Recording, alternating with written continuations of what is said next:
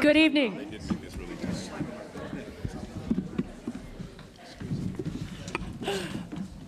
Hi, my name is Wendy Crowfoot, and I'm the organizer of this Candidates Forum.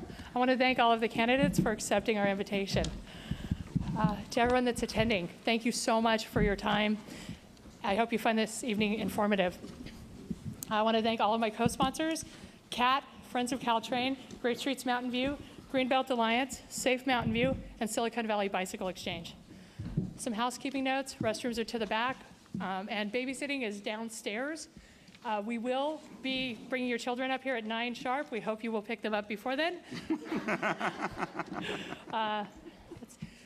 We preset the order of the candidates answering the questions by using random.org to choose the first candidate to answer questions, and then going last name alphabetical order for each candidate after that. The format tonight is 5 pre-written questions, with each candidate having 1.5 minutes to answer each question. Tracy Chu will be timing the answers. There are 9 candidates, so we hope to keep the answers crisp and within the time allotted.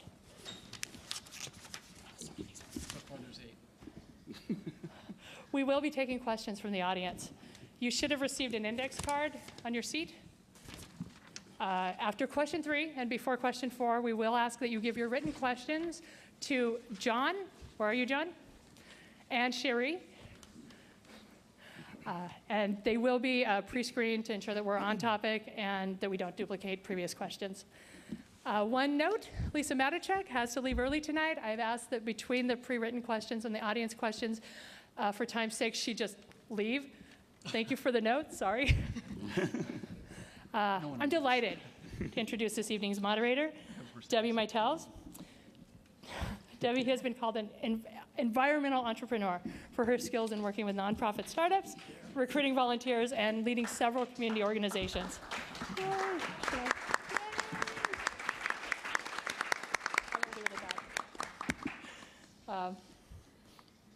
Debbie, thank you. Okay. Wonderful. Thank you so much, Wendy.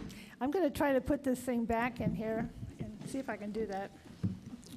Or not. Yeah. Okay. Well, welcome again. It's really wonderful to see such a full room of people so early in the campaign season, that all of you are concerned about the quality of life that you're going to continue to have in Mountain View, which is such a wonderful place. Let me introduce the candidates very briefly. Starting down at the far end is Margaret Capriles. Next to her is Ellen Kamei, and then Lisa Matichak, Jim Neal, Ken Rosenberg, Mercedes Salem, Lenny Siegel, Pat Showalter, and Greg Unagast. So let's... Unangst. Unangst, I'm sorry. Okay, let's give them a round of applause for their work.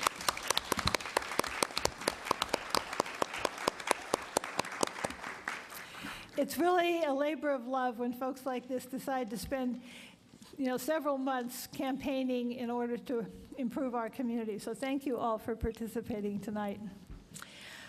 Before we get started with the questions, just want to remind all the candidates you have 90 seconds, a minute and a half to answer each question.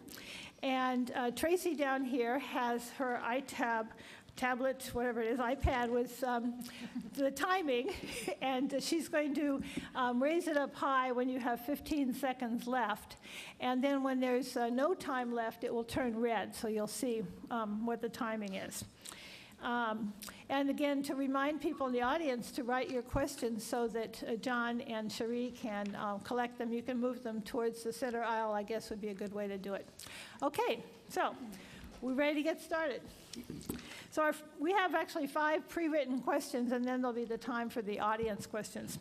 So our first question really is an opportunity for each of the candidates to make a general introduction statement and talk a little bit about your background and preparation. So, helping to lead a modern city of about 75,000 residents is really a complex undertaking. So what have you done to prepare yourself for this responsibility? What experience do you have with Mountain View city government? And what relationships have you built that would help you lead effectively from the very first day?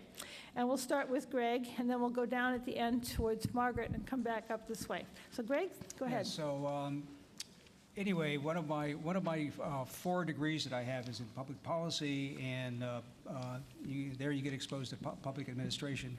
And this was in NYU, New York University, and of course you're dealing with New York, city of New York, which is a fairly complex city, fairly complex region.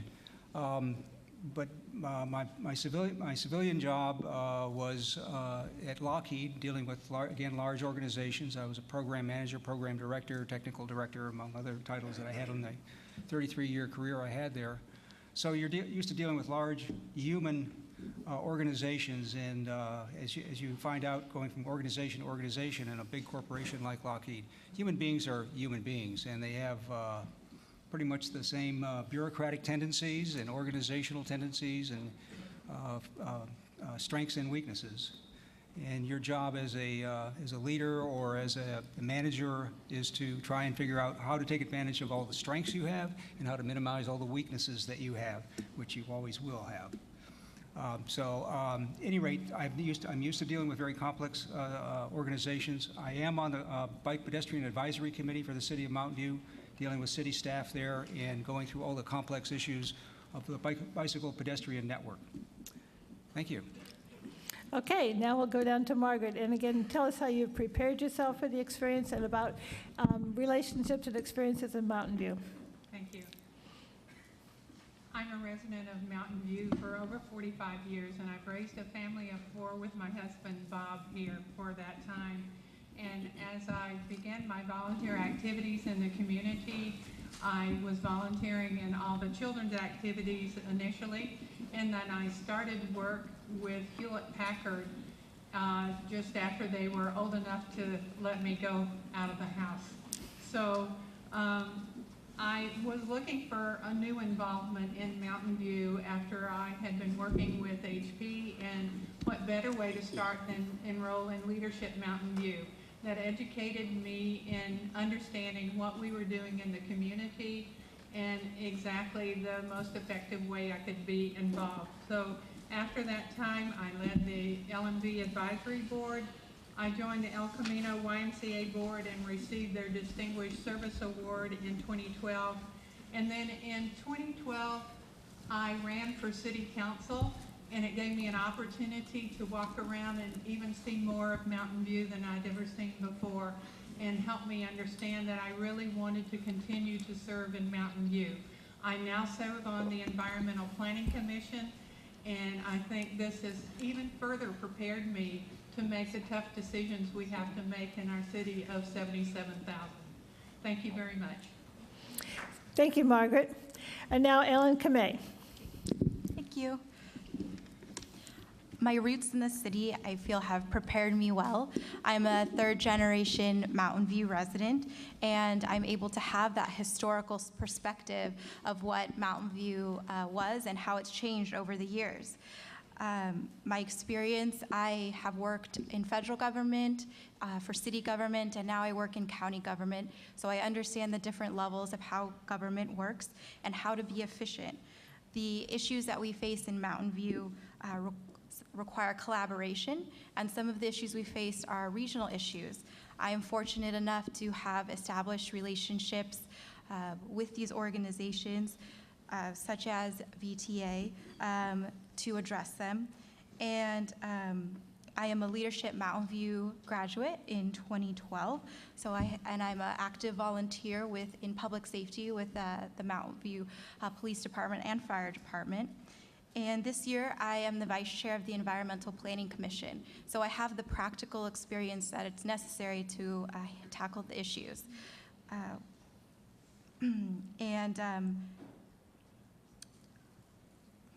Thank you. Great, wonderful. Thank you so much, Ellen. The next is Lisa Manichek. Lisa? Yes, I've lived in Mountain View for about 15 years. I've been a renter and a homeowner. And for the past 7 years, I've been very involved in the community. I'm the founding president of one of the larger neighborhood associations in Mountain View, the Wagon Wheel Neighborhood Association, which is in the Wisman area. And for those of you who don't know where the Wisman area is, I'm finding a lot of people don't know. It's in the northeast corner of the city by like 101 and Ellis.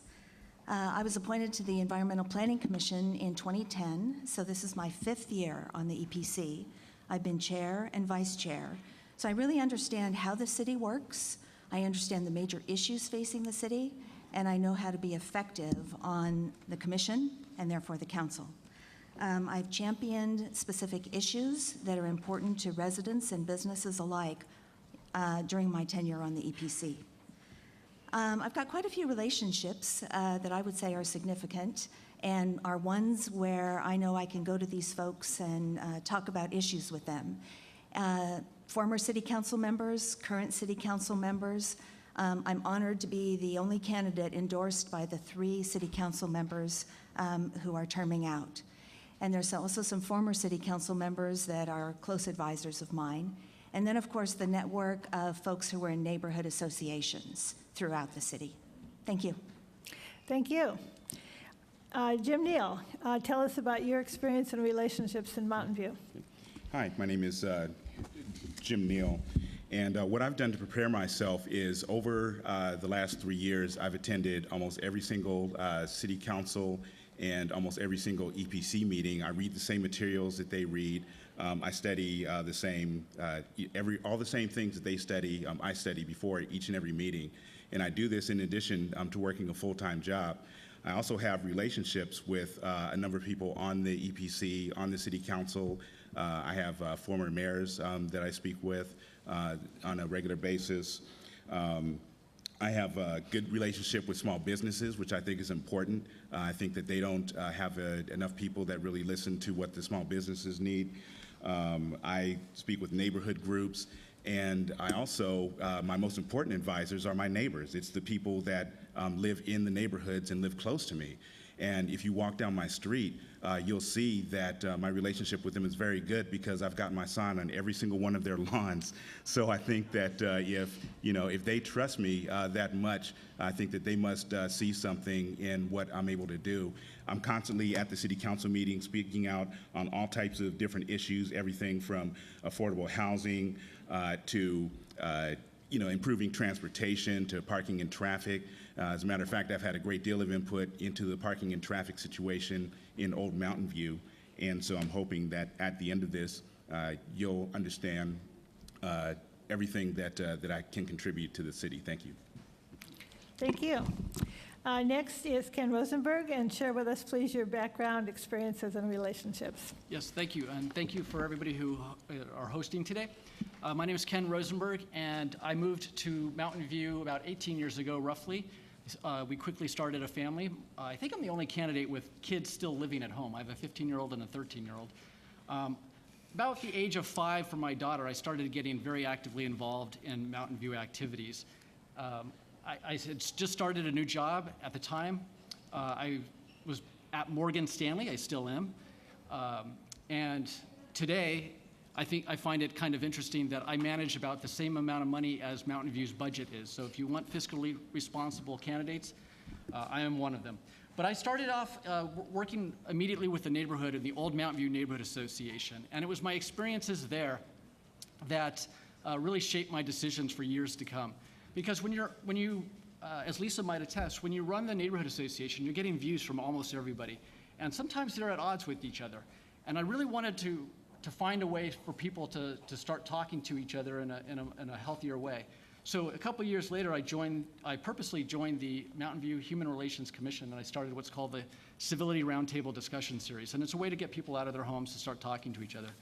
But my Mountain View-based experiences and the relationships that have evolved from that have been as the chair of the board of the Mountain View Chamber of Commerce, immediate past chair of the HRC, the Human Relations Commission. I've been on the Los Altos Elementary School District Enrollment Superintendent Task Force. I know it's a mouthful.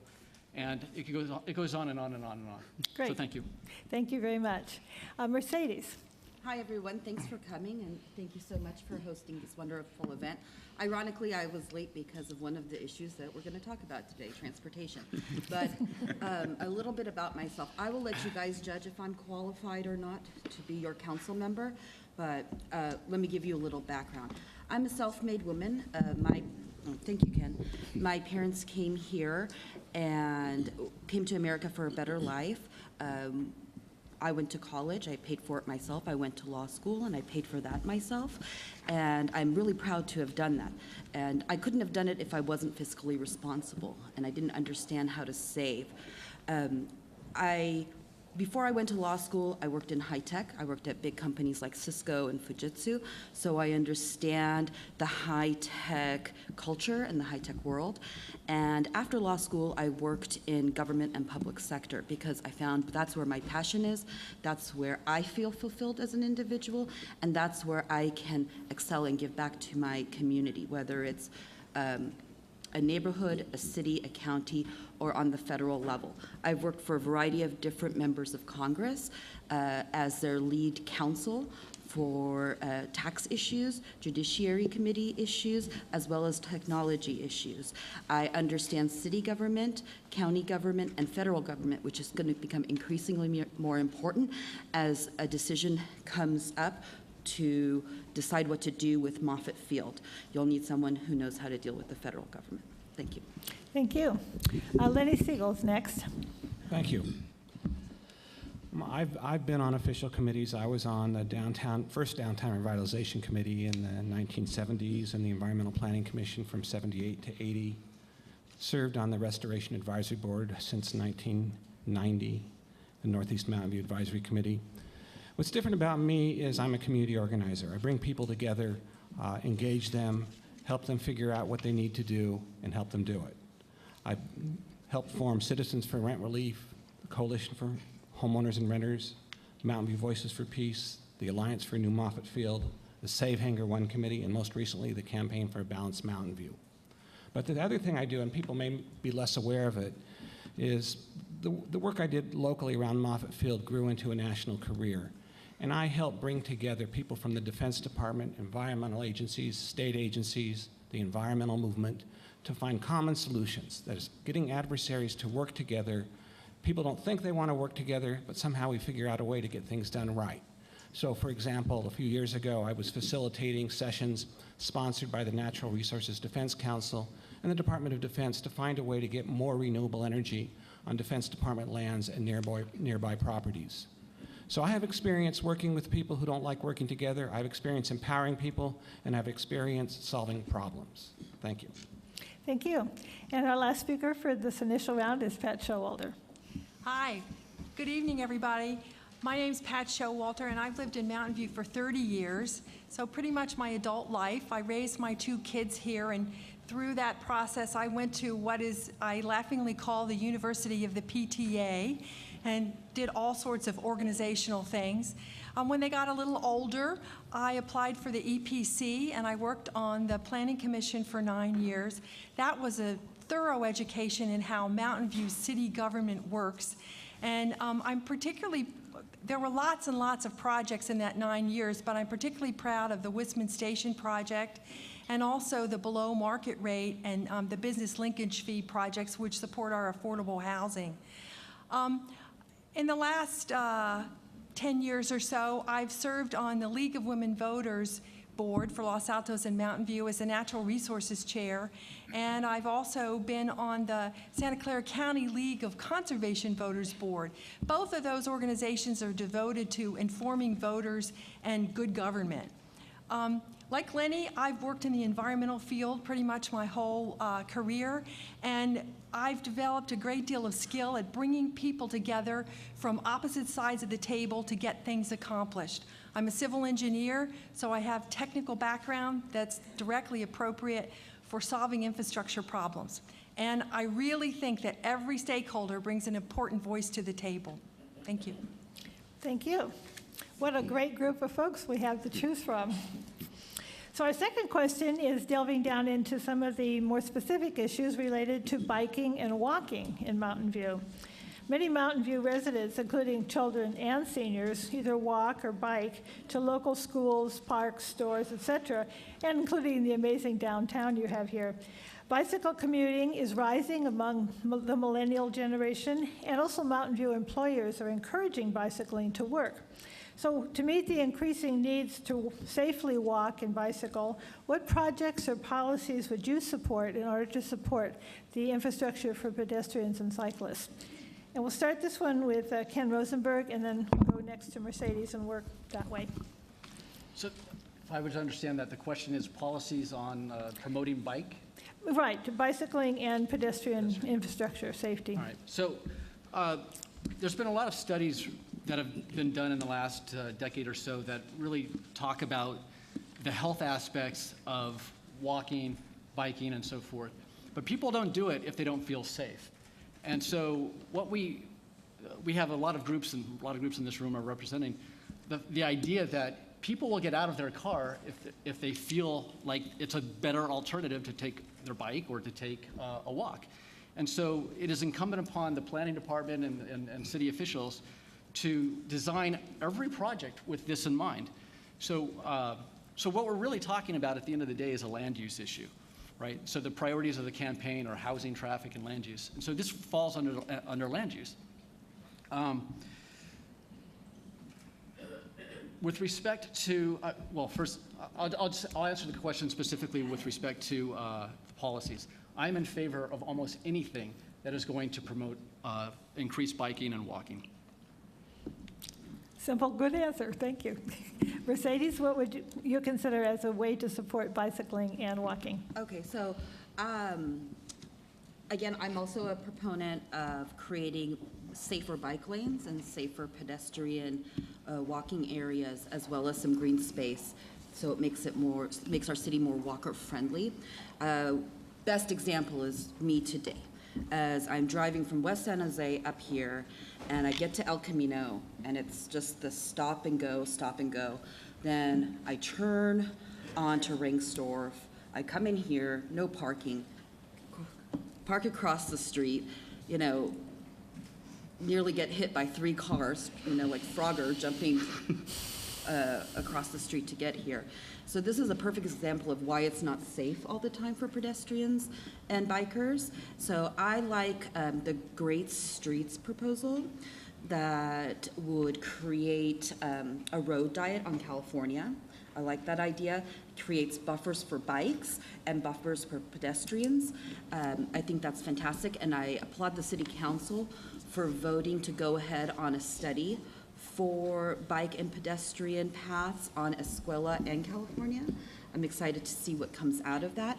I also believe that we have to create roadways in our neighborhoods that are kind of like the slow roads, so people can't just drive so quickly through them. That'll help with safety and neighborhood preservation. And I'd like to see some more overpasses on Central so people will feel safe crossing Central. And also try to make El Camino corridor more walkable. Okay, thank you, thank you. Lenny? Yeah. When I was on the Planning Commission way back in 1978, we were pushing an idea called the Stevens Creek Trail, which was kind of a thing that us tree huggers wanted, and we made it happen. And we found out years later that realtors liked it because people like to live near the trail, and today you see a lot of people commuting out to North Bay Shore using that trail. We need to do the same on Shoreline. There's a proposal to put a cycle path over Central Expressway and the tracks. That seems to make a lot of sense to me. But I'll tell you, I'm not a millennial, but I usually use a bike to get around town. And I think anybody on the council or the city staff who's making decisions about bicycling and bicycle safety should get on a bicycle and see what it's like. They should go to an intersection where it's impossible to make a left turn. They should find the gaps where the bike lane stops in the middle of the block and you don't know what to do. Mountain View's done a lot of good things for bicyclists, but somehow we haven't gotten there. And the only way I can see solving that problem is to get everybody who's making decisions about bicycling onto bicycles, knowing what it's like. And as far as pedestrian traffic goes, we need to create more livable, walkable neighborhoods. You know, my wife and I often walk downtown to use the restaurants, eat at the restaurants. And it's not just a matter of safety, it's a matter of creating a pleasant environment where people want to walk because they have someplace to go and a nice way to get there. Thank you. Pat Showalter. Well, one of the reasons I moved to Mountain View in the first place was because of the sidewalks. I had a 6-month-old baby at the time, and I was looking forward to many years of her walking places, and I wanted her to be able to walk safely. I grew up in a row house neighborhood in Baltimore, and I also grew up in a neighborhood in Richmond, Virginia that had gutters and just, no sidewalks. And I just can't tell you the difference and the social interaction between those two built environments. To me, I never want to live in another neighborhood that doesn't like their neighbors enough to build a sidewalk so they can walk next door to talk to them without breaking their ankle. I mean, that's just really important to me. I was going to talk about the Stevens Creek Trail, but Lenny did that an awful lot. But that was and is really a wonderful dream of many people in Mountain View. I got involved in the Stevens Creek Trail early on and worked on the Trailblazer race for many years. And now one of my jobs at the Water District is to represent our director on the 4 cities Stevens Creek Trail program. And I'm really honored to be able to do that, and I'm delighted pretty much every Sunday morning to get to jump on the trail and ride my bike out there. But we need to have places that are safe on the streets. And fortunately, we have lots of organizations that have brought us lots of good ideas, and we need to move forward with them. Thank you. Greg, tell us about your goals for cycling and safe pedestrians. Yes, so anyway, as I mentioned earlier, I am the current chairman of the Bike Pedestrian Advisory Committee for Mountain View, and so I'm deep in the middle of just exactly these problems. One of the things I first noticed about the city bicycle network is there's no strategy. We've built a series of small projects throughout the city. They don't necessarily connect. As Lenny said, they sometimes leave you, all of a sudden the bike lane disappears. It gives you no clue as to where to go. In some cases, it leaves you in the middle of a mess. So we are in the process of doing the revising the bicycle transportation plan. I encourage everybody to get involved in that. There will be some community involvement sessions coming up. Very important to get involved in that. It's our chance to develop an overall strategy. Some specific projects I'd like to see completed was make a bicycle boulevard out of Latham, not just put up signs that says it's a bicycle boulevard, but actually do things that need to calm the traffic and make it friendly to bicycles. Permanente Creek Trail, we need to continue that through the city if possible. There's a feasibility study starting up on that, and we need to get that going. There's only 6 crossings across Central. My wife and I walked over here about 1.5 miles. We got caught at the railroad tracks. 3 trains went by. And one of them, as we were just crossing the tracks, the arms started to come down. Exciting. But one of the principal things that we need to do is increase staff time on city staff, and of course, we need to find money to do all this stuff. Thank you. Great. The next speaker on this topic is Margaret Capriles. Thank you. I wanted to note that one of the priorities for the current city council is to make safe bicycle and pedestrian paths, and I think that we want to continue in that mode. I think one of the great things about Mountain View is that we have a lot of citizens that take into a great study and detail about how we can do things better. And so they're looking at different types of intersections and different types of bike paths, and can we separate the bike paths, and can we have a safe intersection where people can easily cross, and they can cross diagonally while the rest of the traffic is stopped. So we really are creating the infrastructure and the environment so people truly can be safe. And additionally, I think that the people who are walking or are not able to walk as quickly and as much as possible, we are looking at putting in the shuttles and other ways that people can move around and they don't have to be in their cars. So we're doing that, and as we are planning the precise plans, as we're looking into each of the change areas, we are also incorporating how are people going to move alternatively north to south and east to west. So it's a complete plan for all of us. Thank you.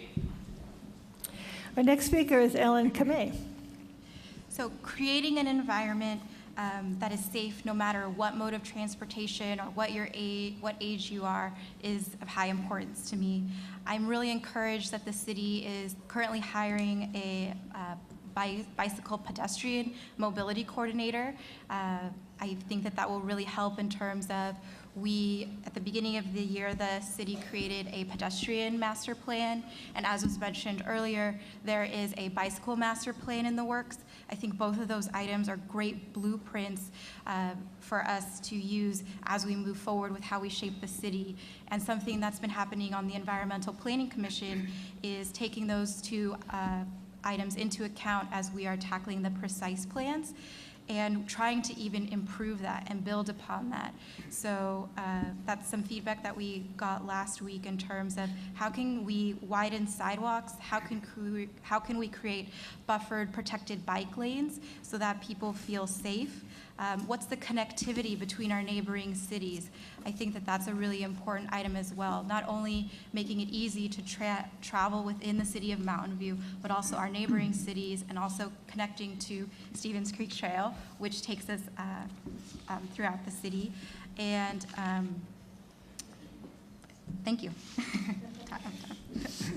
Great, thank you. Lisa Matichak. So the city is working on this comprehensive bike and ped master plan.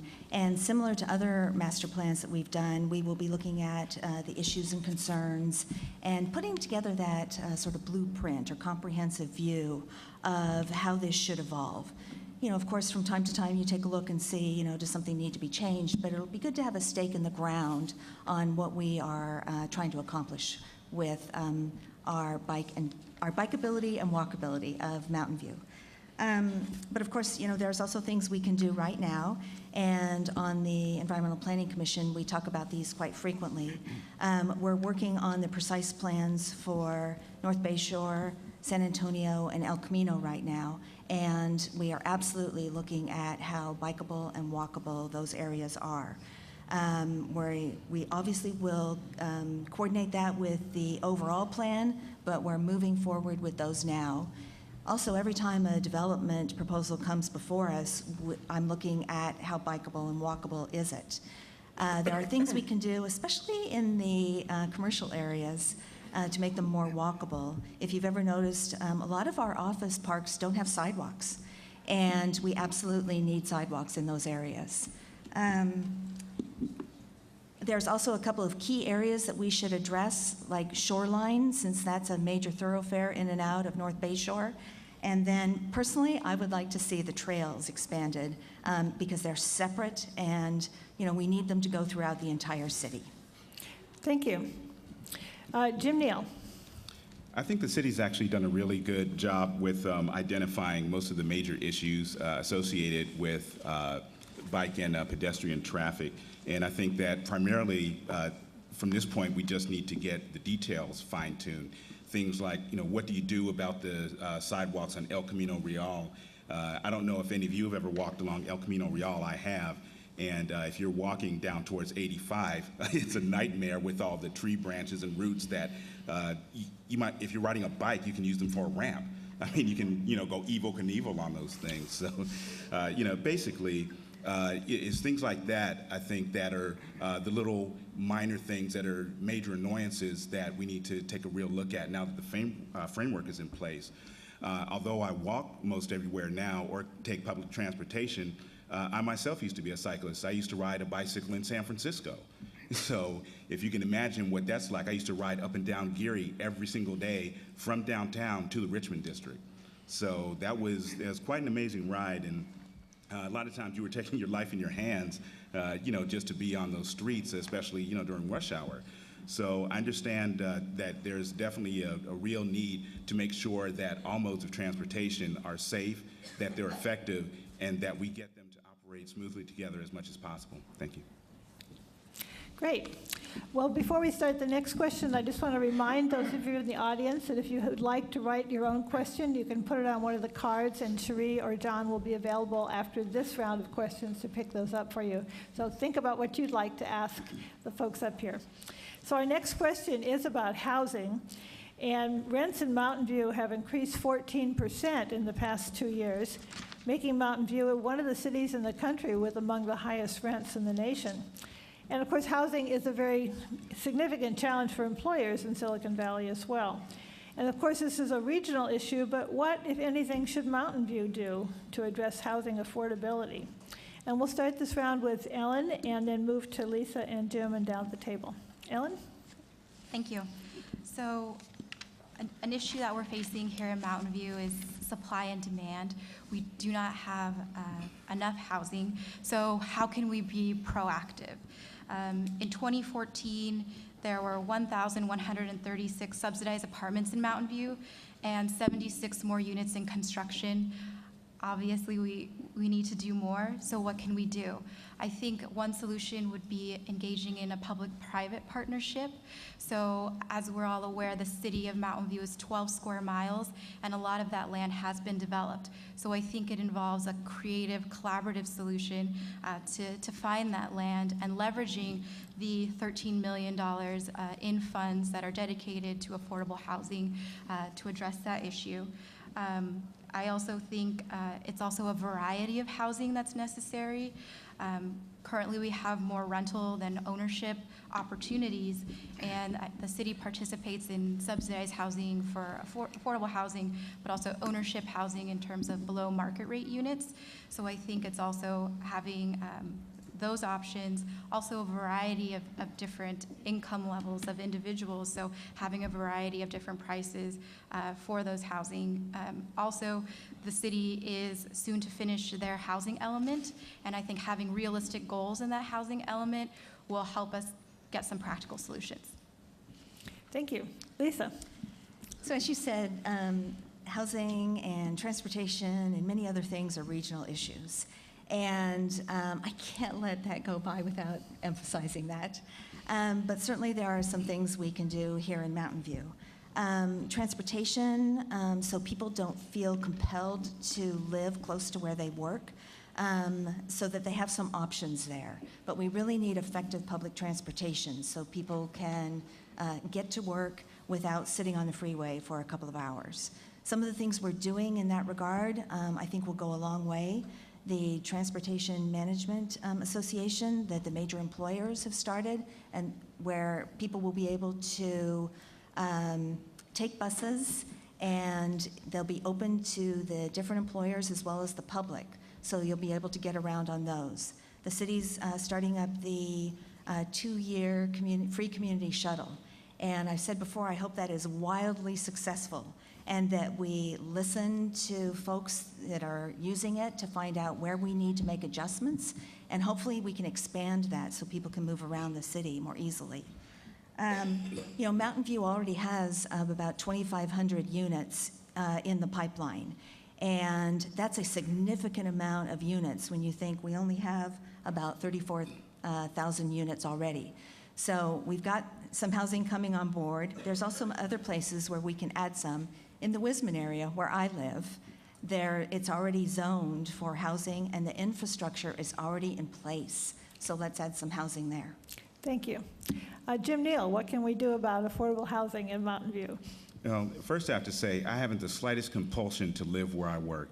I do not want to live in Berkeley when I can live in Mountain View. That being said, as far as what we can do, yes, it is a regional issue, but there are definitely things that can be done here.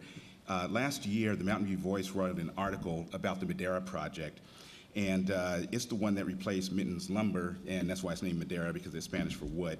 They estimated that the rent was going to be $2,500 for a 2-bedroom. The actual rent was $5,263 a year to $6,711, per month. So based on that, I figured out what your monthly salary would need to be, since most people want a 3-to-1 salary. And the salary for that is $20,133 a month that you would have to earn, which is over $240,000 a year. There is no way in God's green earth that you can call that affordable housing. So what I think we need to do is make sure that when projects are approved, that they don't have all these extra amenities that aren't necessary. Basically, the person that developed Madera said that the amenities only added 1% to the cost of producing it. That might be true, but when you charge rent, you can charge a lot more based on those amenities. So I think we need to design more realistic housing for the community and make sure that people can afford to live here. Thank you. Ken Rosenberg, affordable housing. So, no below market rate project has ever been accomplished without the coordination of city, county, and nonprofits at a minimum. So to say this is a regional issue is an understatement. No one city is going to solve the issue. Having said that, we need to do some simple things like increase supply for all income levels, increase supply of all designs, and consider all designs. Everything should be on the table to help solve this problem.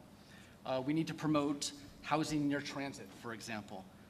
We need to reduce the housing cost by rethinking parking requirements. Parking is an enormous expense to construction, or at least for living there afterwards. Secondary units hasn't been talked about much. The so-called in-law quarters.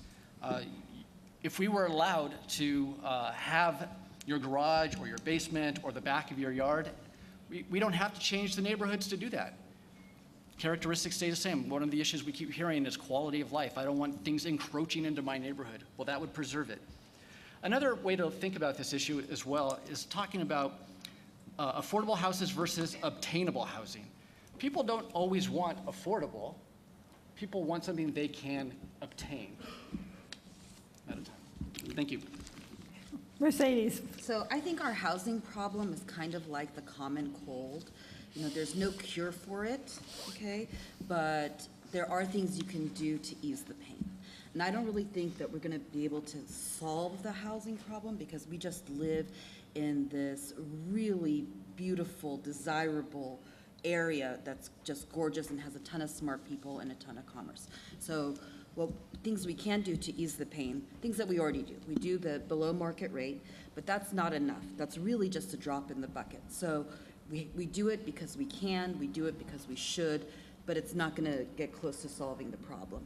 The city has about $13 million allotted for affordable housing.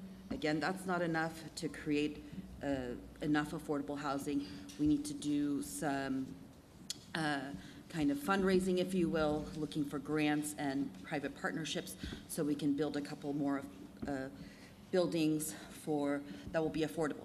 Another thing that I believe strongly in is public-private partnerships so that people can have a pathway to a home. I myself, I'm a renter. I've been a homeowner and I'm a renter in Mountain View. And I'll tell you, my rent in the last 3 years has gone up 25%. And my neighbors have all gotten priced out and I've kind of just stuck it out. But if we can keep families here and create pathways to housing, getting pathways to loans that will allow them to have a steady mortgage every month, that will be very helpful, and to build housing in the 5 change areas in our general plan. Thank you. Lenny Siegel. Yeah, I'm going to mention 4 things. The first is to continue and expand the city's programs for low-income housing.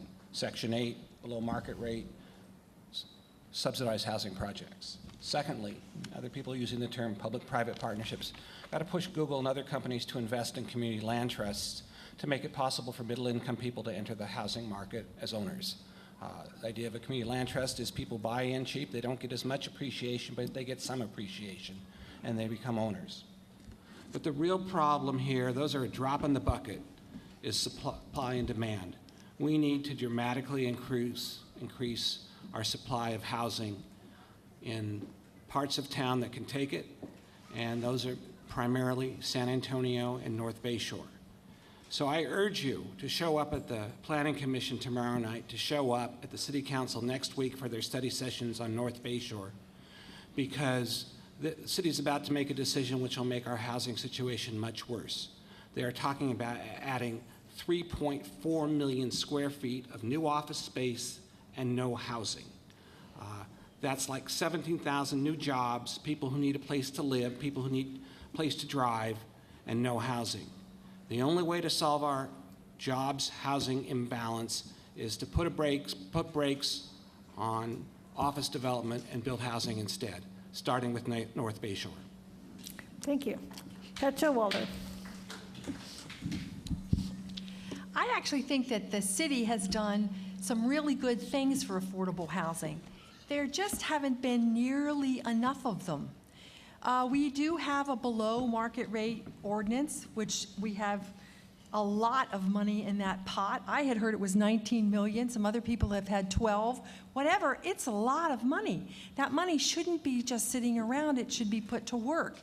And I know that it's very difficult to develop the projects that we've developed, like the California process out by the community, the Center for Music and Art, that planning, and the Franklin Street program. Those are very, very hard to develop. These private public partnerships with nonprofits, they take a long time. But we need to come up with some other things that we can use that money for more quickly.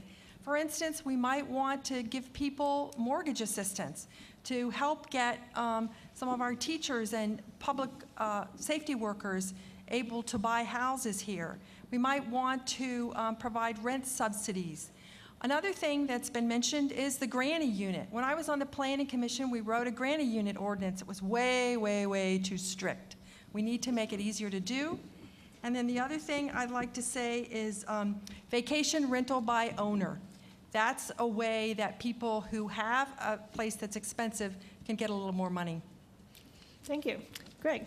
Yes, since the beginning of the year, I began to realize just how bad a situation we were in housing-wise, and I became involved with the County Housing Element Working Group and the Housing Advocacy Network. And it's a loose group of nonprofits, city staff members, lawyers, and so forth, trying to figure out how to work the below-market rate housing problem. And fundamentally what's going on is that the federal government and the state government are backing out. They're leaving the burden squarely on the cities, and the cities need to step up.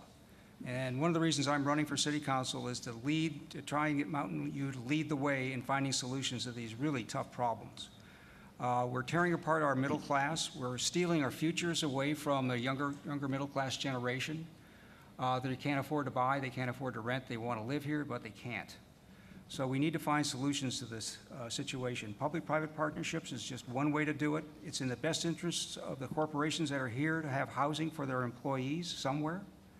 So they need to cooperate in finding some of these solutions.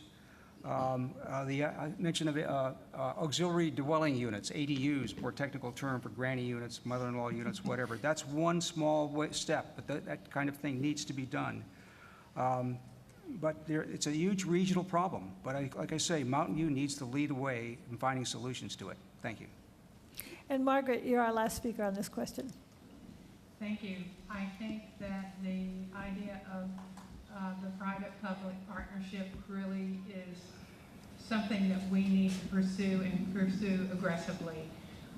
We have one site on Ringsdorf and Old Middlefield that is going to put 48 units of affordable housing here.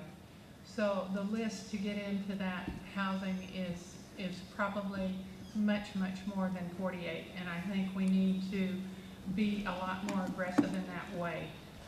We have the funds available that the developers have contributed for us to be able to develop these affordable units. We've already sent out a notice of funds available, and they're looking at 2 sites. So we are moving toward where we'd like to be, but it's never fast enough. And so I think we need to aggressively pursue what are those new ideas?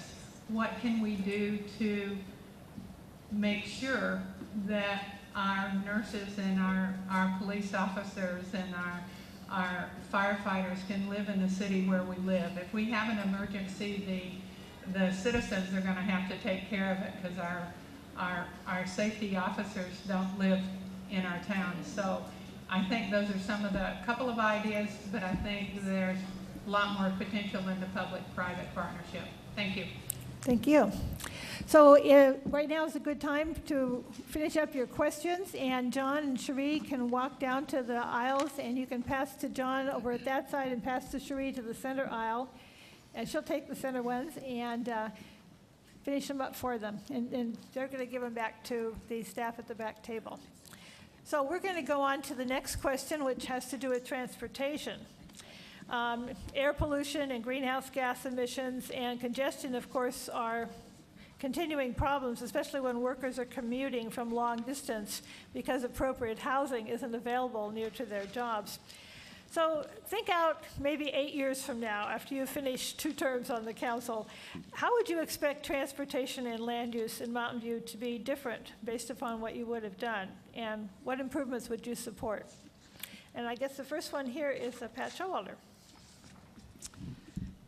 Well, I hope that there will be many more programs implemented that we are just getting started on. One of them is a community shuttle. It's just going to be 2 shuttles, I think, to start with. Well, 2 shuttles isn't going to solve the problem, but maybe if we have 20 or 30, it will. We have community groups that have great ideas, very specific ideas for improving the infrastructure for bikes and making people feel much safer on their bikes. In 8 years, we should be able to build a lot of that infrastructure. Another thing that I would like to see improve dramatically is the connectivity. When you're riding your bike, you don't want to stop at the Los Altos border or the Palo Alto border or the Sunnyvale border. You want to be able to keep going. So I hope that we will have had time to forge those regional relationships and gotten some really significant programs on the ground actually operating. Another thing that,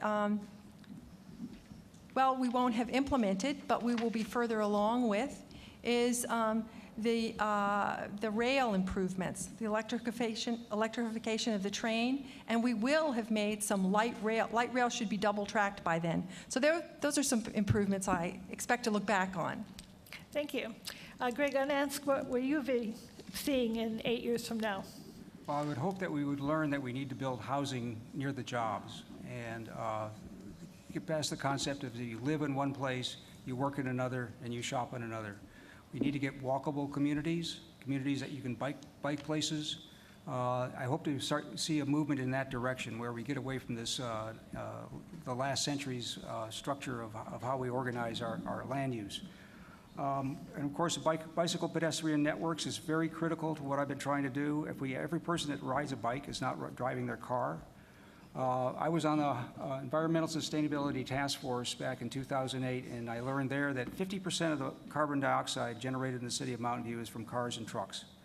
Every commute that we can make shorter, every person that does not drive his car to a destination is reducing greenhouse gas emissions.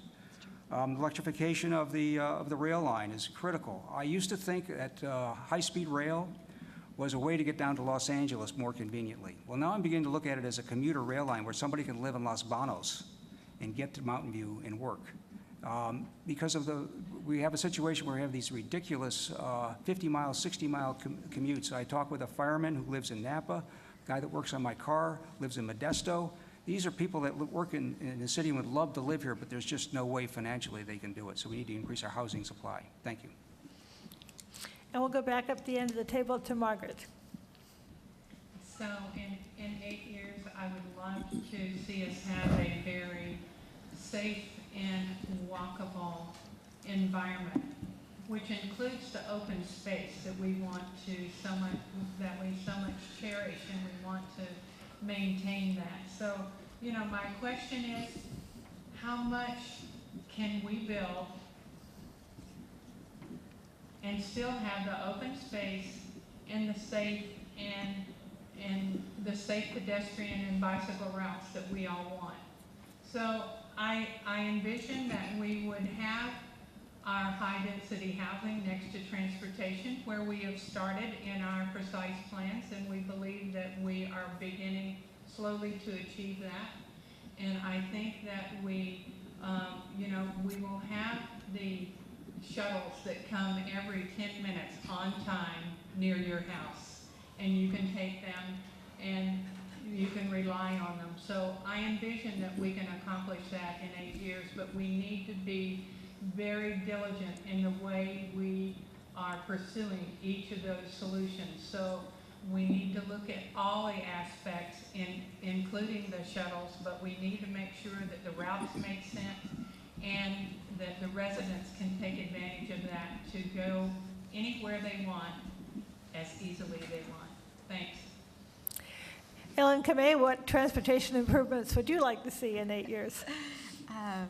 My hope is that we have vibrant transit infrastructure with clear and intuitive connections from nearby bike routes and key areas like crossing El Camino and Shoreline. I also hope that we'll have efficient public transit, which would include times at the stop stations that you know when your bus is arriving, just like when you would know your train is arriving.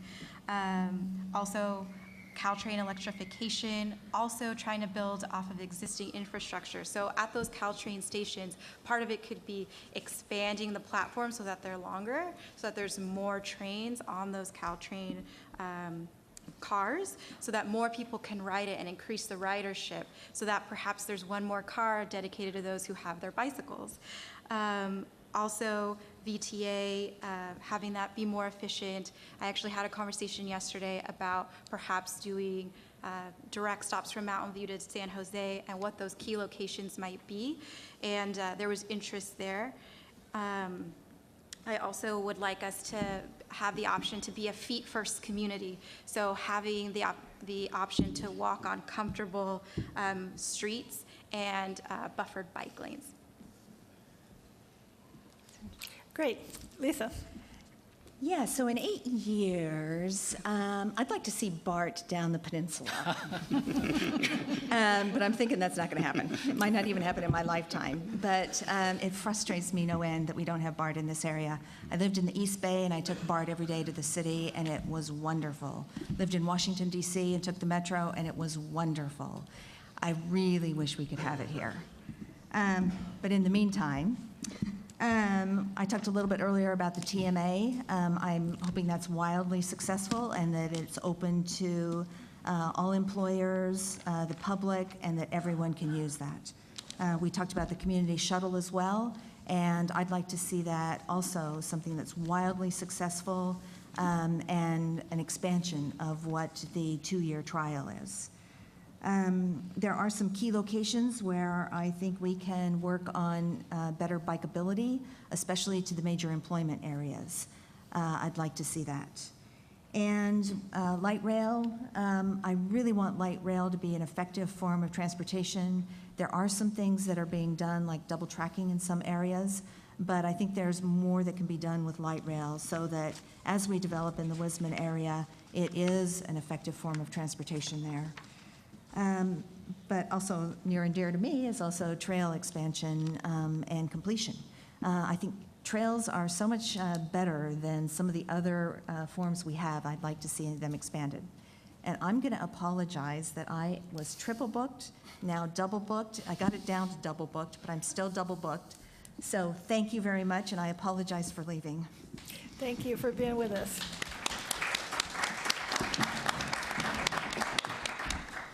Jim Neal, your thoughts about transportation over the next 8 years? How can we improve it? Well, I don't think we can improve it by having BART come down the peninsula. As somebody that rides BART and Caltrain every single day, I can tell you that Caltrain is much more efficient and effective just by means of the way it operates, where you have the baby bullet trains and things like that. And they also have 2 bike cars per train, which can transport far more trains than BART can. So I think that having BART come down the peninsula would be a step backwards. But what changes I do expect, and something that I would like to see, is I would like to see things like roundabouts installed in the city. And if you're not familiar with those, what those are is they're kind of cement circles that go right in the middle of an intersection that help traffic to flow without needing to have lights or stop signs or yield signs or anything like that.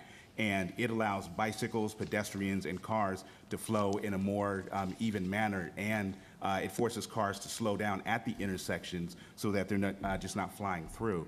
So I think that would be an improvement. I would also like to see pedestrian overcrossings. That's an idea that I suggested when the first precise plan for the San Antonio Center came up, that was one of my very first suggestions, was to say, hey, if you have these pedestrian overcrossings that separate the pedestrian traffic from the vehicle traffic, that's also something that helps to ensure the safety of everybody, including cyclists, because you get that pedestrian traffic out of the way. And my time is up. Thank you. Ken Rosenberg. 8 years from now, I really hope to have composting from our home, from curbside composting. That would be really nice. Something my children really like. I think in 8 years, the San Antonio Center Phase 2 will have finally been completed with housing. I think housing in the North Bay Shore, or the environmental impact report for lots of housing out in the North Bay Shore will have finished, and housing construction will be started. 8 years from now, Mountain View will be newer. And I think that's a fact that scares a lot of people. And when I'm walking precincts and I'm knocking on doors and so forth, and people are asking me, what do you think about all this growth? What do you think about this? And it's really, I hear that question, and I can't help but think that people are reluctant to embrace the change that is upon us. And as leaders of the city, it's incumbent upon us to try to help kind of ease that process. Mountain View is in between suburbia and an urban suburbia. I'm not quite sure what that's going to look like. And I think it's going to take all of us coming together to try to figure it out. That conversation was somewhat held with the visioning process for the general plan. But things have changed so rapidly in the last 2 years. And I think we kind of have to have, maybe call it a mini visioning process again, maybe a very large visioning process again, but not for a general plan process, but to kind of figure out what we collectively want. But Mountain View in the 8 years from now is going to be very exciting, and I can't wait to see it. Thank you. Mercedes Salem, your thoughts? Can you repeat the question? Sure.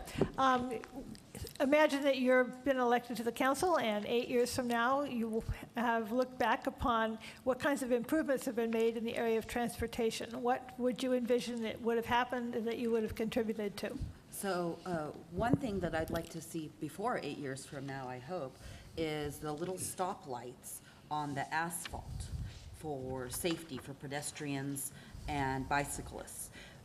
There's a crosswalk right here, but especially in the evening, it's so incredibly difficult to see anybody walk by. So I would like to see less bicycle accidents, less pedestrian accidents, and less fatalities. And this is very close to my heart because a very close family friend of mine was crossing El Camino in Atherton, where it's extremely dark, and he was crossing at a crosswalk, 32 years old, and it was during the daytime, was hit by a car and died 2 hours later. And that was July 23rd, and that's a shame. And I don't ever want to hear a story like that as long as we can create safer roads. And I believe we have a duty and responsibility to our residents, families, and children to do that. I think if the roads are safer, it's going to create a comfort level for people to go out there and bike, go out there and walk. I certainly know I would do that. I would like to see the shuttle continuing to run and being really popular and having expanded route. And I'd like to see some Wi-Fi on Caltrans. Great. Lenny Siegel, what transportation changes would you like to see in the next 8 years? Mountain View's made a big mistake. We've allowed all this growth without building the infrastructure to support it. If we're going to have all these jobs in North Bay Shore, I'm talking about what we've got now, not what's projected in the North Bay Shore Precise Plan. We need a rail link from downtown to North Bay Shore, maybe looping around through Moffett Field to the Ellis Street VTA station. It's costly. It won't be built in 8 years, but hopefully we'll have identified the right-of-way, and maybe we'd be partway through the environmental impacts report. It does take a while, but if you're going to do something important, it does take a while. The other thing is, and this is the problem with California, where I grew up and here, is our cities were designed around the automobile.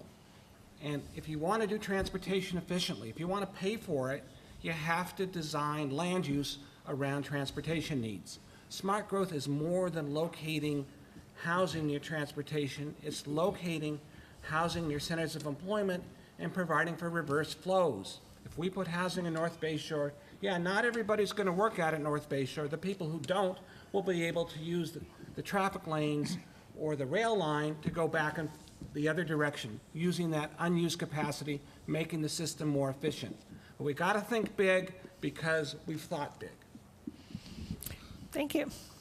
So our next question is about livability, and some of you have already referred to the community's general plan.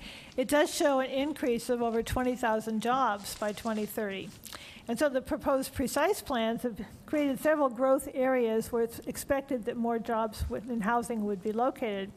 So what do you think should be done to maintain and improve Mountain View's livability with these changes that are coming? And the first speaker on this will be Margaret Capriles. I would like to think of this as what is our vision for how Mountain View should look overall. And I think we need to take a step back and say, do we want housing every single area in our city? Or do we want to maintain open space in a place where our high-density housing residents need to go to have that time to stop, gather as a community, and have a place where they can have some recreation opportunities?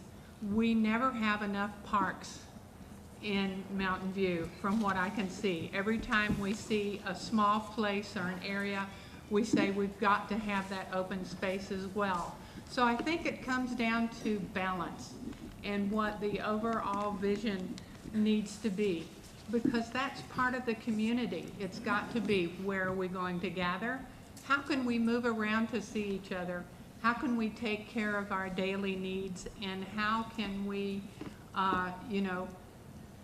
go to work and earn our living and still move around? Does it always have to be in one particular place? So it's my belief that we need to take a look at how much can we build, both commercial and housing, in 12.2 square mile area. What makes sense from your vision for 30 years from now, 20 years from now? How do you want that community to look? Thank you. Ellen Kamei, tell us your vision for how we're going to handle the additional 20,000 new people and jobs. Thank you. So I think the two topics that we're covering tonight, housing and transportation, really at its root, hit on the quality of life in Mountain View. And I'm really encouraged by the full room, because I think part of improving our livability is having these community dialogues, having community participation. Our neighborhoods in Mountain View are really our strength. Everyone is very invested and loves where they live, so it's very encouraging. But I also think it's engaging all people in the conversation. So we've talked about, for example, the issue of affordable housing. It's important to have those who are affected by that issue also feeling welcome to speak at our at such events. And I think improving existing infrastructure, so whether that's open space, whether that's transportation, are ways to really improve our quality of life in Mountain View. And I would encourage, as more projects come through on the Planning Commission, that you would come and tell us your feedback. It's a collaborative process, and decisions need to be made with residents in mind. Thank you. Jim Neal, your thoughts on livability in the future? Well, we're supposed to only be adding 20,000 jobs between now and 2030, but it looks like at the pace things are going, we'll add that in the next 2 to 3 years. When we were at the forum last week, they showed downtown Mountain View in the 1980s, and then they showed it again today, and how much change had occurred. And I thought, you know what? Yeah, change does occur, but why does it have to occur so fast? Why do we need 30 years of development in 30 months? Why do that? Why don't we just slow down? Why don't we, take some of these projects, of the 70 some odd projects that are currently in the pipeline, and say, you know what, we can't do 70 projects in 2 years. We can't add, 100 new office spaces and, all these different projects that they're working on. Why don't we just slow down and pick the projects that are really going to be good, the projects that are going to add something to our communities, and then also make sure that we're not redeveloping the housing and the businesses that already exist. That's another pet peeve of mine as far as livability.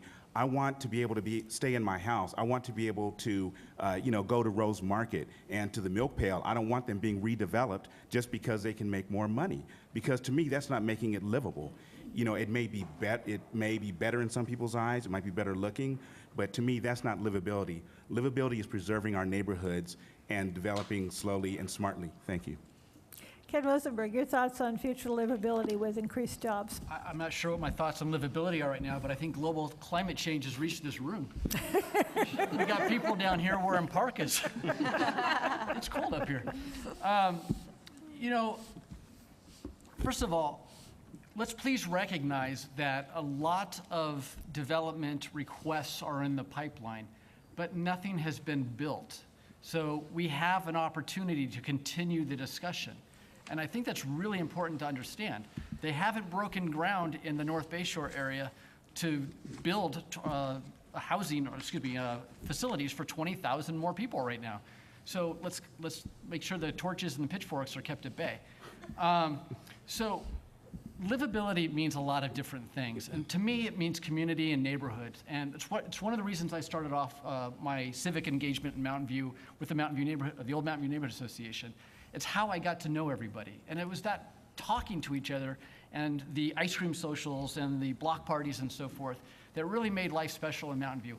And as I kind of matured away from just the old Mountain View neighborhood and got into the different communities and so forth, I see that same connectivity all over Mountain View, and it's inspiring. So with respect to the building and the construction of all the things that are going to be changing with adding people into the future, if we can maintain that type of connectivity to our neighbors, then I think Mountain View's future looks bright. Thank you very much. Mercedes Salem. I have a long answer. Can I have Lisa's time? So, Ken's right, livability means a lot of things. For me, it means when I come home and I put my head down to go to sleep, I feel comfortable that I can pay my rent, I can pay my expenses, and I could put a little in my savings and save up, okay? And that's becoming increasingly harder to do for people of all income levels in Mountain View. Not just high-tech workers making a lot of money, even they aren't getting roommates because it's hard for them to live here. So everybody's feeling the pain. So we can't really, tell people how much to sell their house for, how much to really rent their homes for, but we can, as a city, provide other services. Like, I personally use the yoga service. There's free yoga every week at the Mountain View Library. That takes a couple $100 off of me for private yoga classes or going to the Y and having a membership there. I would like to see more services for seniors, families, and children, so it takes the pressure off of them for their other costs of living, and that will help make Mountain View a more livable place for them. Also, I would like to see thoughtful growth. To me, a city is like a plant. If you overwater it, it dies. If you underwater it, it dies. You have to water it just enough. So stopping development altogether, that's not an option.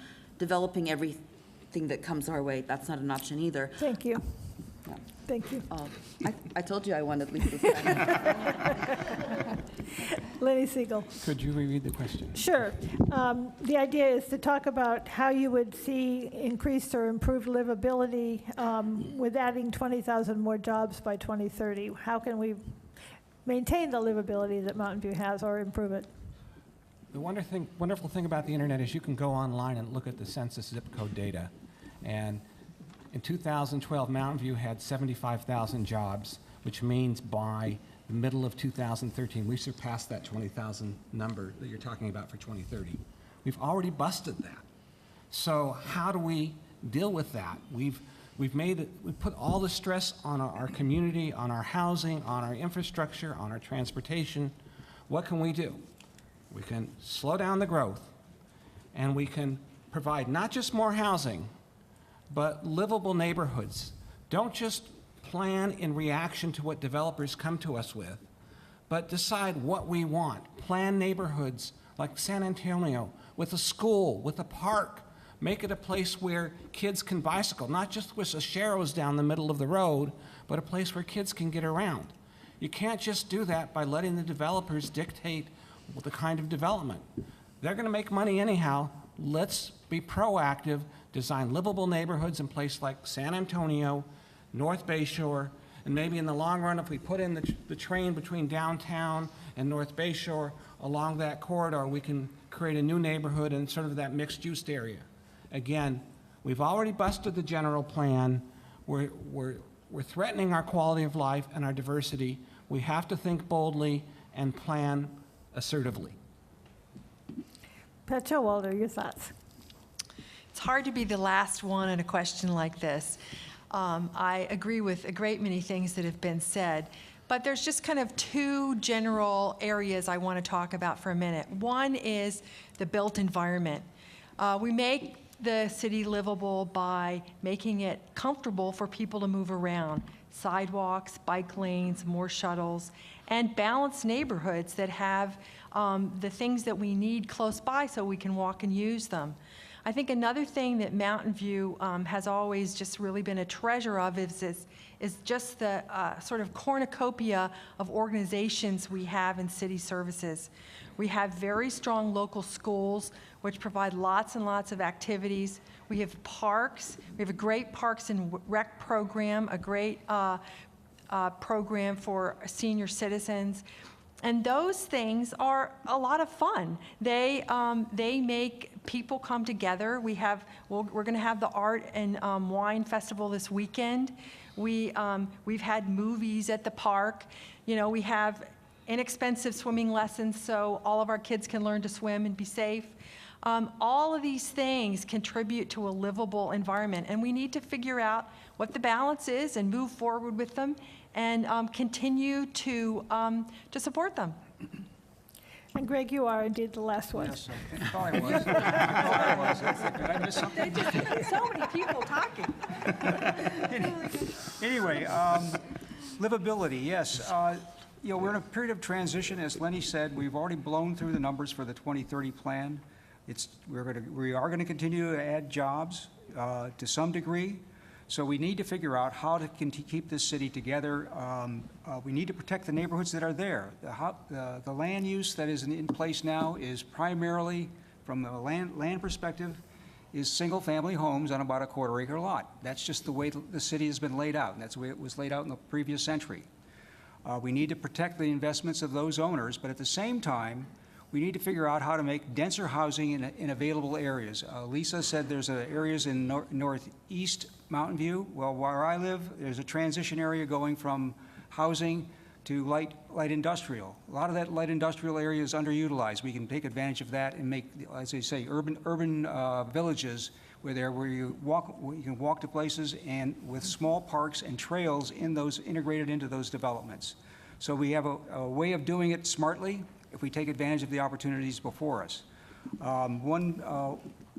One of the things that I really have learned where I live right across from Thaddeus Park, which is a really small park.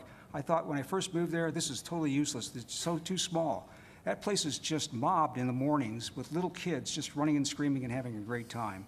And I was wrong on that. It's a very heavily utilized park, and those are the kind of parks we need. Just something there that people can use and they take advantage of it.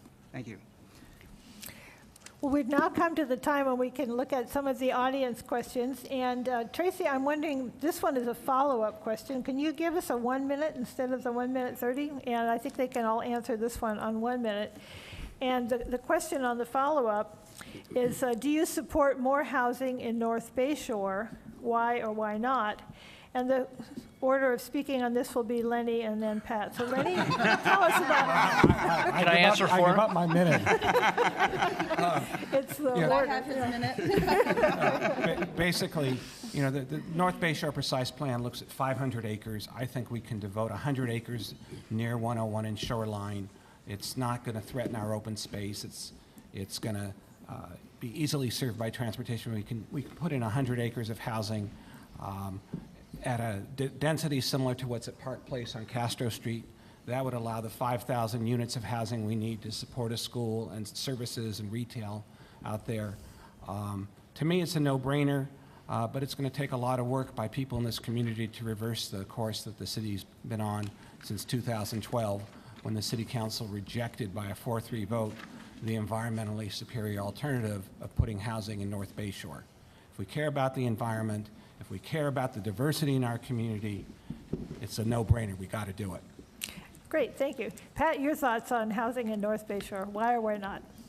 Well, my thoughts are quite similar to Lenny's. Perhaps I don't think we have room to do 100 acres. That's a large portion, but we should be having housing in North Bay Shore. I've looked at the flood maps, and there are places that, even with the impacts of climate change, we should be able to build there, and we should take advantage of it. Just the emissions alone that we would save by having people live closer to their work is just tremendous. And we really need to take advantage of that. It doesn't need to, whether we have a school or not is a good question. I think that there have been some people who have been concerned that there wasn't shopping. There's a little shopping, and Costco isn't that far. And I also think that we need to consider the reverse commute advantage that those people would have. Thank you. Greg? Yes, and I also think we need to build housing in North Bay Shore. Again, going into the general plan, the environmentally superior, advantageous alternative option was the housing option, yet the city decided not to pursue that option. It has a lot of advantages from a global warming perspective, and it dramatically decreases the number of commutes and therefore decreases the amount of carbon dioxide.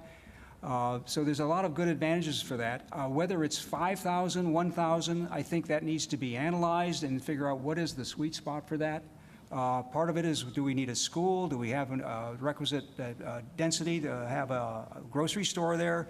There's a number of things that have to go with that, and what can that land area bear and be and still environmentally advantageous as the general plan lays out. So there's a lot of more work to be done, but I definitely think we should do housing in that area. Again, housing near jobs is the way of the future. We got to get away from these long commutes. Thank you. Margaret?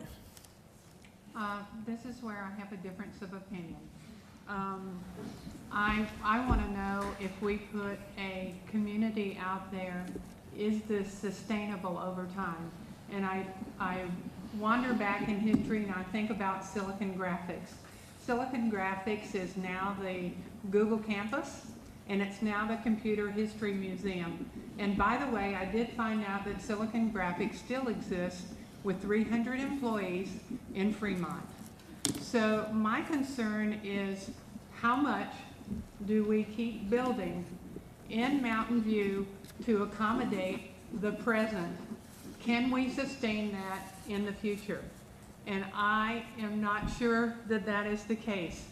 I really take exception to my colleague, Lenny, and I think we don't have transportation out there, and we don't have services, and I think we have to seriously consider that. Ellen Kamei, your thoughts? Great, thanks. This is actually a timely issue as we're looking at the North Bay Shore Precise Plan tomorrow night for Planning Commission. But I also, at this point, don't feel that housing makes sense in North Bay Shore. And that's because of the goals that have already been set for that area. One of those goals is to reduce single occupancy vehicle trips to that area by 45%. That number right now currently going into the shoreline area is in the 60%. And I do believe that it lacks the services and amenities currently to support housing. It's such an issue with traffic that the North Bay Shore Precise Plan is actually talking about congestion pricing. And I feel before we look at any type of housing in that area, it's important to reach these transportation goals, and then it can be revisited. Thank you. Jim Neal, housing or not in Well, the reality is that there's going to be one of two things out there. It's either going to be housing or it's going to be office. If you put more office out there, it's going to severely even make it worse for the jobs housing imbalance. So I don't see that as an option. So I say definitely we put housing out there. As far as a school, I think that's a bad idea because the type of housing that I'm thinking about for that area is something where the larger employers can house their employees and draw them out of the city and out of other areas and have them actually living close to where they work, but have it be a transitional type of housing that after they've been there for a couple of years, if they decide they want to get married or have a family or things like that, then they move to another part of the city that has more space to support families and schools and things like that. As far as the threat of Google missing, going in a couple of years, they've got a 30-year lease, so they're not going anywhere anytime soon. And I'm out of time. Ken? So I support housing in the North Bay Shore area for a lot of the same reasons that have already been espoused. There was a comment earlier tonight about protecting single-family homeowners and so forth. And I'd just like to address this conceptually. Having studied economics, if we're building no more single-family homes on a quarter acre or anything like that, then the people who are fortunate enough to live in them right now don't ever really have to worry about the price of their house again. Because if the theory is that people start off in this type of, for lack of a better word, dormitory-style housing, small unit housing, and then evolve into a single-family home as they mature with their family, then the supply is very, very limited. It's not going to grow. In fact, I was just walking the precinct the other day, and those are the last single-family homes that are probably built in Mountain View ever. So we have that to deal with. I really like the idea of housing in the North Bay Shore area for a couple different reasons. Residents have been asking for it, but also our corporate residents. They're asking for it too, and we should listen to them as well. Thank you. Mercedes? So you know why North Bay Shore is so successful as an area in Mountain View right now? Because there's very little housing out there.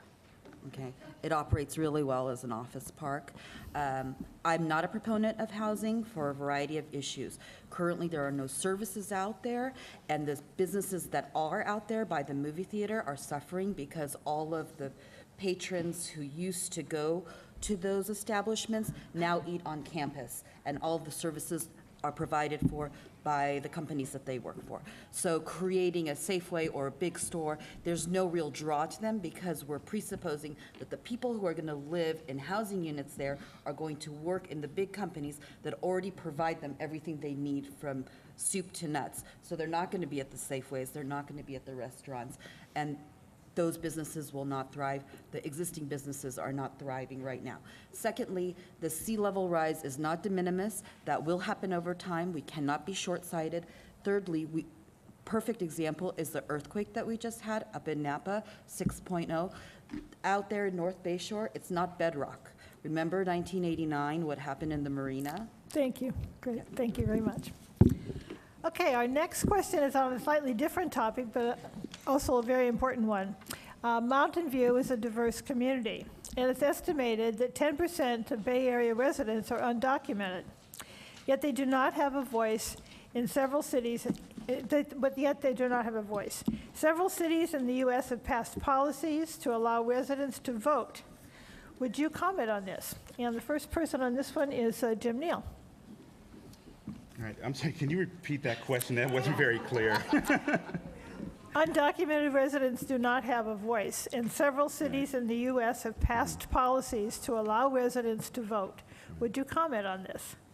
And it might just be Do you mean expanded. to allow undocumented people to vote? That's the question, yeah. Okay. Well, that's something that can't be solved at a city level. That's a federal issue. That would be decided by the federal government. There's nothing as far as that's concerned in city policy, so it doesn't matter what the city says about that. But as far as my stand on immigration, my wife's from Italy. She's an immigrant, so I don't have a problem with immigrants. My wife volunteers at the immigrant workers, the Day Worker Center. She does a lot of work for them. I've helped them fundraise. So I don't know I really don't understand that question. I'm sorry. I guess basically the questioner, we could expand the question a bit to say how might we involve more of the undocumented residents in our civic life? And maybe that's a okay, good well, way that to makes go. sense. I think your point is well taken that you can't vote if you're not a citizen, but Right. yeah. Now, as far as involving people, I think that everyone has a right to be involved in the process. If you're living here, you've got every right to speak out about, what your wants and needs are. And I'd say the best way to be involved in the process is to come to the city council meetings and just speak out. And if you're unable to, work with somebody that, that can assist you with getting you through the process of being able to address the council or writing letters or whatever else you need to do. And I think the Day Worker Center is a great resource to start. Great, thank you very much. So Ken Rosenberg, you'd be next. Yeah, I'm still a little confused on the question, but Well, let's rephrase it to say, how can we engage more of the undocumented residents in our civic life in Mountain View? right. So, there was a great song when I was in high school called "People Are People," and I think we've lost that thought process in the United States. This is exactly why the Civility Roundtable was actually conceived, because issues like this divide Americans, and it's terrible. And having the opportunity just to talk with people face to face can help alleviate some of that burden. I am an advocate of our Day Worker Center and a user of it as well. And I can say that I've never had an experience there or anywhere else with an undocumented person whom I would think to discriminate against because of their status. We had a Civility Roundtable on this topic, and we converted some people in the room because what people learned is there is not a process to citizenship for people who are already here. I mean, they say get in the back of the line, a lot of people, but there's no line. So at any rate, I think I'm going to have to give this up right now. Okay, Thank so you. I worked precisely on these issues in Washington, D.C. I was legislative counsel to the Immigration Subcommittee, which directly makes policy for the entire country on immigration. I'm a huge proponent of the DREAM Act. I do not believe in the federal government kind of deputizing police and sheriff departments to carry out immigration tasks. I believe that's the purview of the federal government. Also, as a lawyer, I have to answer the first question. It would take a constitutional amendment in order to have immigrants vote. I personally am a first-generation immigrant. My parents came here so we can have a better life. They instilled values of hard work and giving back, and I've done that, and I've earned my citizenship, and I would like others that are here to be able to have that. Thank you. What would your thoughts be, Lenny, on improving the quality of engagement for undocumented residents in Mountain View? First, we have to welcome immigrants, whether they be kids from Central America or engineers from Beijing. It's not only right, these are the people who are going to pay our Social Security. We need to, if you look at the demographics of our future, immigration is what we need in this country. I'm not sure that it's impossible for immigrants to vote in a local election. Maybe they can't vote for Congress, but I think there are communities that have made that happen. And it's not just undocumented. We have a lot of people here who are immigrants with papers who also would qualify for that as well. More immediately, the city can do things like provide Spanish translation on our broadcast of city council meetings, maybe even simultaneous translation at community meetings like Friends of Caltrain did at the meeting at the Adobe building. You have to make people feel comfortable. You have to empower them if you want them to participate. And we need their participation because they're part of our future. Thank you. Pat Showalter. Well, one of the things that's always been so delightful about Mountain View is that we are a very diverse community. You know, you can walk down the street and hear 5 or 6 languages spoken. It's really fascinating. And it's so much fun. In the schools, we had people from all over the world. And when we'd have these international days, you just didn't get, a little bit of spaghetti and some Wiener Schnitzel. I mean, there were like 20 or 30 countries represented, and I think that's just really one of the wonderful things about Mountain View. That said, many of the undocumented workers in Mountain View are very poor, And I think to make them feel more welcome, I think we need to make sure that they're not taken advantage of. We need to make sure that we have appeals process if there's wage issues, and we need to support things like the Worker Center, and translation services are very important.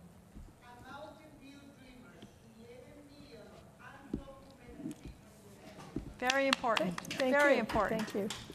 Greg Gonzalez. Okay, I'm last again, I guess, okay. No, you're not. We still have to start at the other end of the table. Yeah. I'm last at this end, anyway. So, okay, first of all, I think we need to recognize that there are undocumented workers, and undocumented people here in Mountain View, and to a fair degree. They are part of the community. Our federal policy is screwed up. That's one way of describing it. It needs to be rationalized, but it's a national issue handled at the federal level. We here in Mountain View have very little power except for individuals helping out in the process back in Washington. But they are part of the community. I would consider, if it's legal, to have them participate in some of the elections, local elections, if that's possible to do. We ought to consider that. They are part of the community. And things like, just simple things like the translation services at meetings is very, very significant. To welcome these people in and recognize that they are a part of the fabric that we deal with, and do very critical services in the city. And legal protections for these people are part of that. So anyway, again, recognition and welcoming is what we need to do. Thank you. Thank you very much. Margaret Capriles. I think that Mountain View has done a superb job in encouraging the undocumented residents to come forth and participate in the process. And an example of that is Jose Antonio Vargas. And he really has gone through what process there isn't. And he continues to really represent, I think, what the strength is of Mountain View in encouraging residents. Another representative, Zoe Lofgren, is a very big spokesperson for immigrants and to get them legal.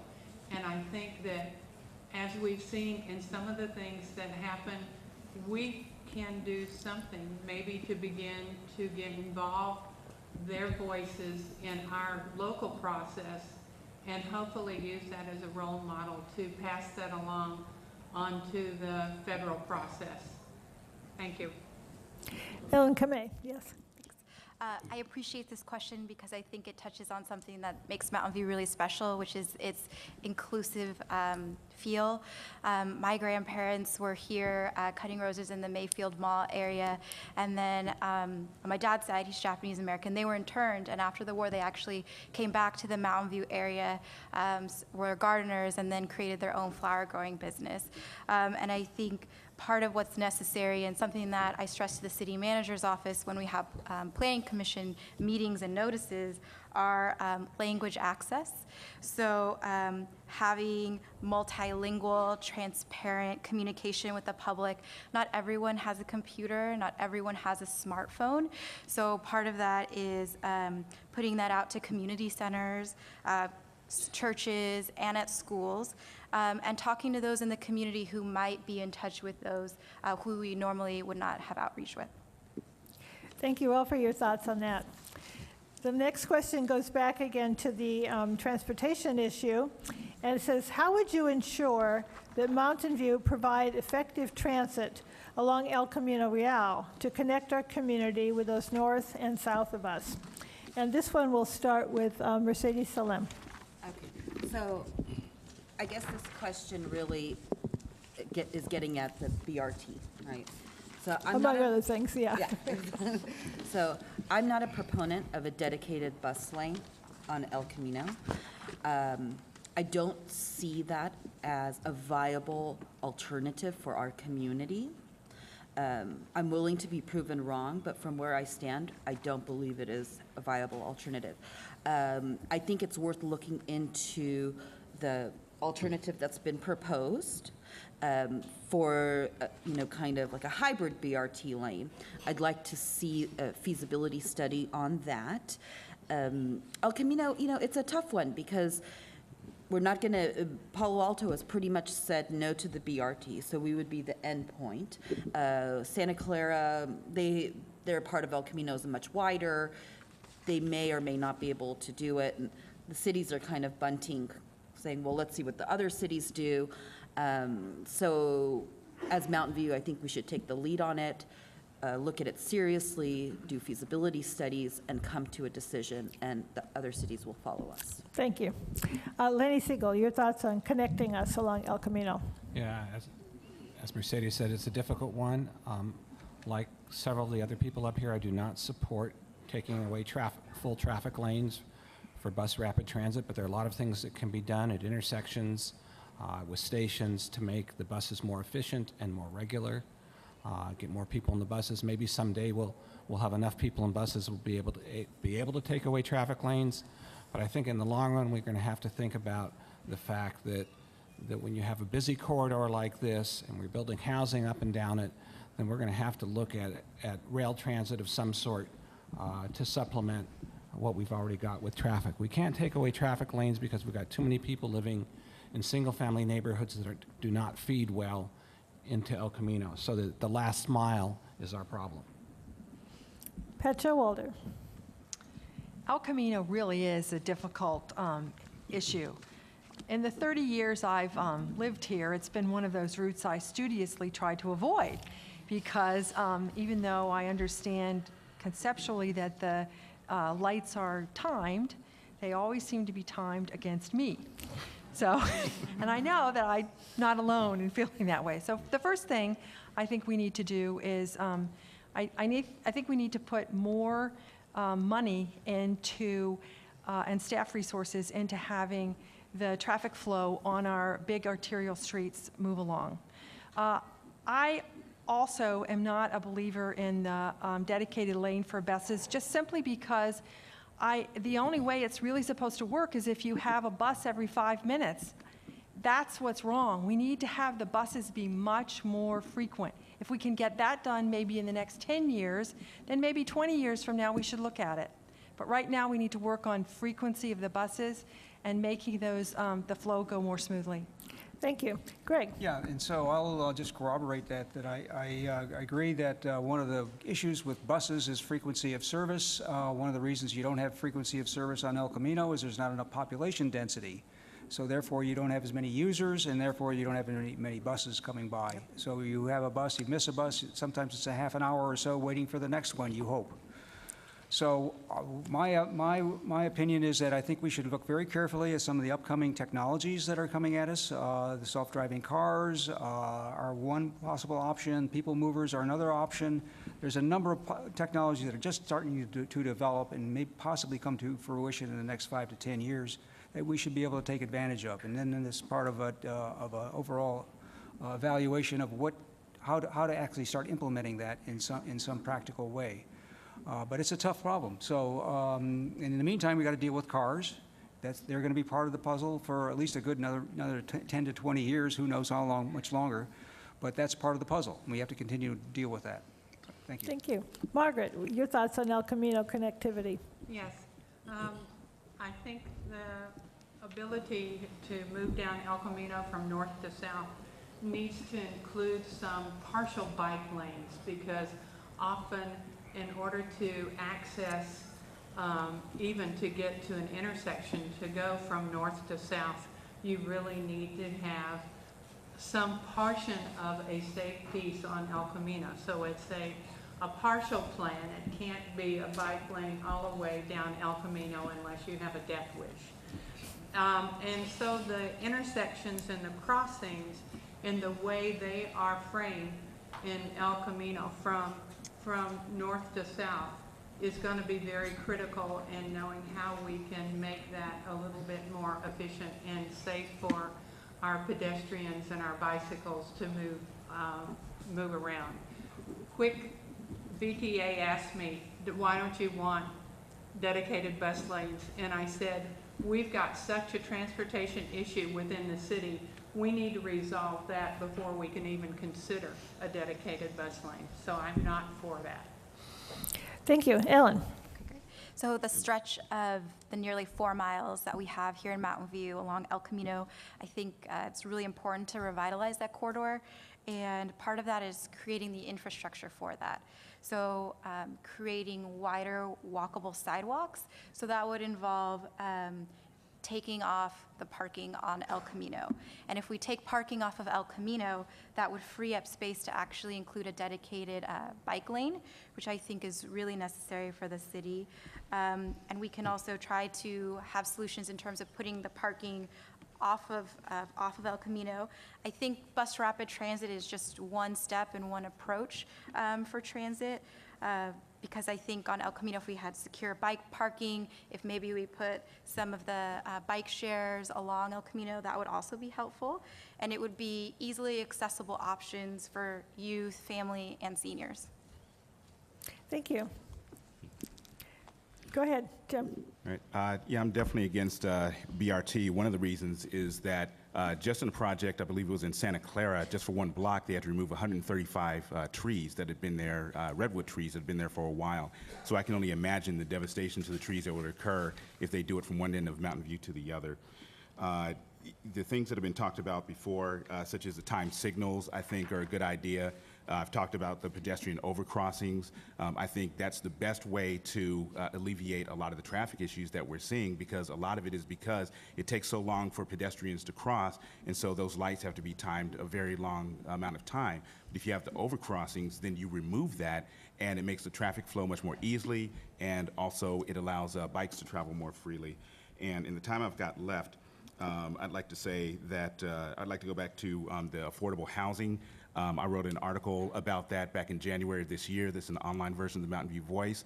So if you'd like to see more of my ideas on affordable housing, read that article. Thank you. Ken Rosenberg. Is this the last question? Yeah. And I'm the last speaker, so I'm standing between you and snacks. So Ellen actually took a lot of the things that I was going to say. For those who don't know, the VTA, the Route 22 and 522 are some of the most heavily used riderships for the whole system. So having BRT here in Mountain View would be very exciting. I've ridden the BRT. It's a really kind of a different experience. They control the lights, in case you don't know. So if the bus is coming up to an intersection, the light will magically turn green. I imagine people will start flanking behind them and riding the coattails. I do not support a single lane, not here in Mountain View. It doesn't make any sense at all for other reasons. So in a small amount of time I have left, 15 seconds, my father sold insurance for 40 years, and he always said that, Ken, you gotta close with asking for the order. So 5, 4, vote for Ken.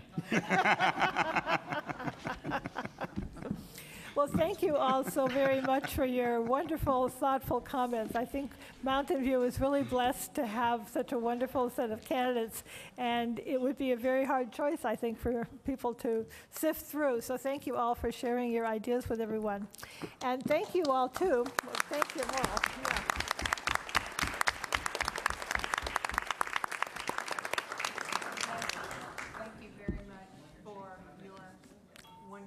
Oh, my pleasure. Thank you. Thank you. Thank you. Thank you. We have a couple of announcements just to make really briefly. We'd like to ask people if you'd like to make a donation for tonight's program. The groups that have organized it have to pay for the hall, so there's some contribution cans in the back. And also, they've been given a donation of bagels and donuts, so please take some home with you. Okay? And thanks again to all of you for coming and your concern and interest about your community.